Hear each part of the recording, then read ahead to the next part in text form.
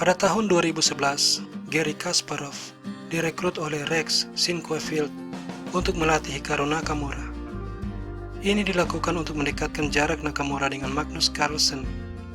Tapi kerjasama mereka tidak berakhir baik dan hanya berlangsung sekitar 1,5 bulan. Salah satu penyebab keretakan ini adalah karena dalam sebuah wawancara, Hikaru Nakamura menyatakan bahwa satu-satunya hal yang bisa dipelajari dari Kasparov adalah pembukaan, sementara dalam hal middle game dan end game masih ada yang lebih baik dari dirinya. Hal ini tampak membekas dalam ingatan Kasparov. Jadi, ketika mereka bertemu di turnamen St. Louis Rapid and Blitz 2017, Kasparov mendemonstrasikan kekuatan middle game dan end game kepada mantan muridnya.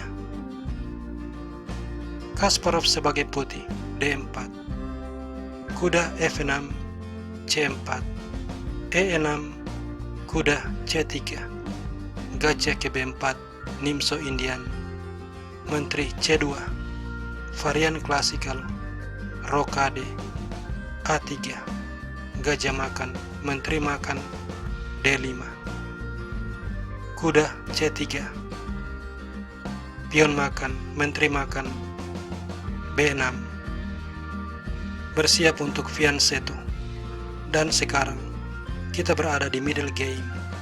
Kasparov mengejutkan Nakamura dengan langkah agresif H4, C5, pion makan, H5, H6, dan kembali Kasparov mengejutkan Nakamura, G4.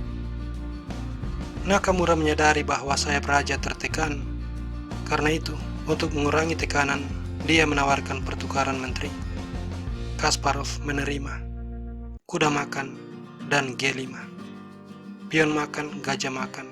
Kemudian F6, gajah mundur ke D2, mendominasi pergerakan kuda. Kuda C6, benteng C1, mengancam pion, dan pion tidak bisa dipertahankan, jadi kuda D4. Benteng makan, unggul satu pion, tetapi Nakamura membalas. Kuda makan kuda skak.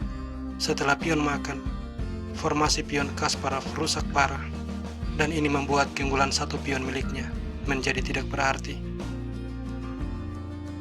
Gajah ke D7, benteng H4, benteng B8, B4, A6, benteng D4.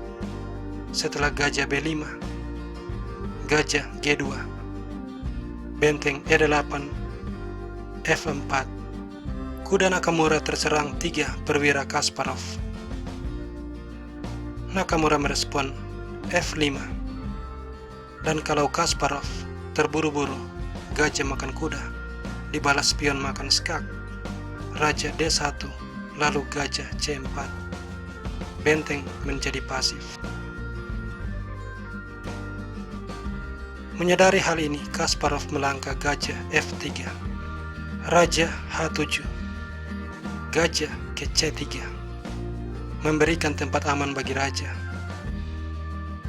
Benteng E7, raja D2.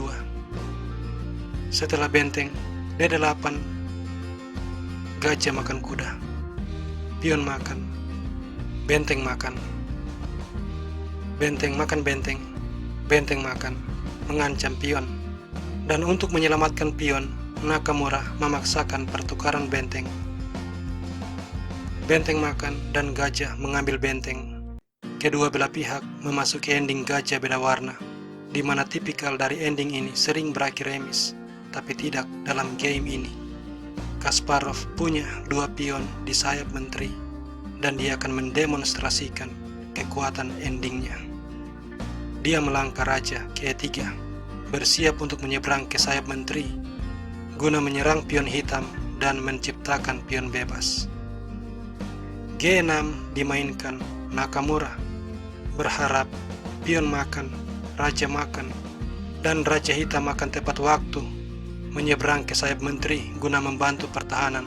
Sebagai contoh, raja D4, raja F7, raja C5, raja E6, raja B6, dan kemudian gajah B5. A4, gajah makan, raja makan, gajah D1. B5, gajah E2, raja B6, raja D7, raja C5, raja C8, raja ke C6, gajah F3 skak, raja B6, dan gajah E4. Tidak ada cara bagi putih untuk mempromosikan pion. Menyadari hal ini, Kasparov memainkan langkah pengorbanan yang luar biasa. H6. Dengan langkah ini memastikan Raja Nakamura tidak akan bisa membantu pertahanan di sayap menteri. Nakamura mengambil pion dan Kasparov mulai menyeberangkan raja. Raja H5, raja C5, raja G4, gajah D2, raja F3, dan raja B6 ancaman terhadap pion. Gajah B5, A4. Kalau gajah makan pion, raja makan pion, menciptakan pion bebas. Karena itu, gajah ke F1 dipilih. Tetapi ini sama saja sebab B5. Pion makan, menciptakan pion bebas.